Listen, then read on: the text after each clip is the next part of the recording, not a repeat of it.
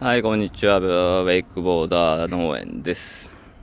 ちょっとね、今日は朝からバタバタ、ちょっと台風の状況等々確認しました。ちょっとね、カンペとかが、見荒れがひどいんで、これ今映してるのはベニマドンナなんですけど、ベニマドンナは特に影響はないです。ただちょっとね、ハウスの一部の、この部分ね、ビニールの部分が、ちょっと、もともとここ引き継いだ時から、だいぶ、マイカー線、これね、マイカー線で、とこが緩んで、めくれてるとこがあったんで、今補強していってます。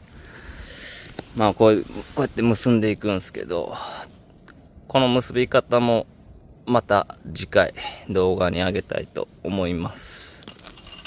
はい。チャンネル登録よろしくお願いします。うちは台風にも負けず、猛暑にも負けず、毎日頑張ってます。お願いします。